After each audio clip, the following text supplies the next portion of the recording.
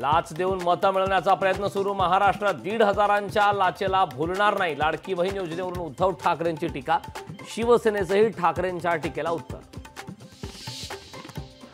कोणत्याही ढेकणाला आव्हान देत नाही तुझ्या नादाला लागण्या इतका कोतीचा तू नाहीस पुण्यातील मेळाव्यातून ठाकरेंचा फडणवीसांवर निशाणा औरंगजेब फॅन क्लबचेच आहोत हे ठाकरेंनी सिद्ध केलं ठाकरेंचं वक्तव्य वैफल्यग्रस्तांच्या नैराश्यातून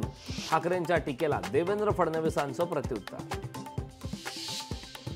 पुणे वाचवण्यासाठी मैदानात उतरलंय पुण्यातील सुभेदारामुळे आतापर्यंत लक्ष घातलं नव्हतं पुणे पुरावरून उद्धव ठाकरेंचा अजित पवार यांच्यावर हल्लावर इंदापुरात शरद पवारांचा अजित पवारांना मोठा धक्का राष्ट्रवादीचे प्रवीण माने राष्ट्रवादी शरद पवार पक्षामध्ये प्रवेश करणार इंदापूर विधानसभेतून प्रवीण मानेंना उमेदवारीचे संकेत मुंबईसह उपनगरात मुसळधार पाऊस जोरदार पावसामुळे सखल भागात पाणी साचायला सुरुवात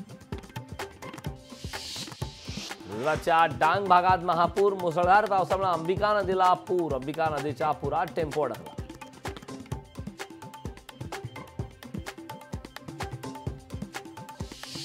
पंढरपुरात शेकापच्या मेळाव्यात खडाजंगी सुभाष पाटील आणि जयंत पाटलांमध्ये वाद अतुल म्हात्रेंना पक्षात न घेता पदावर घेतल्यानं वाद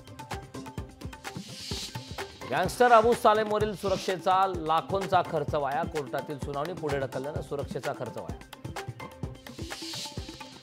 नखाच्या मागे वाघ असेल तर त्याला वाघनख म्हणतात वाघनख आणि मुनगंटीवार कुठं जुळतंय का उद्धव ठाकरेंचा सुधीर मुनगंटीवारांना सवाल नरेश मस्केंच्या मध्यस्थीनंतर विजय चौगुलेंनी तिसऱ्या दिवशी उपोषण सोडलं सोमवारपासून झोपडपट्टी वाशियांचं सर्वेक्षण होणार सुरू बुलढाण्यातील मलकापुरात शेतकऱ्यांचा धडक मोर्चा शेतकरी नेते रविकांत तुपकरांच्या नेतृत्वात शेतकऱ्यांची धडक लोकशाही मराठी ऐका पहा जागरूक रहा।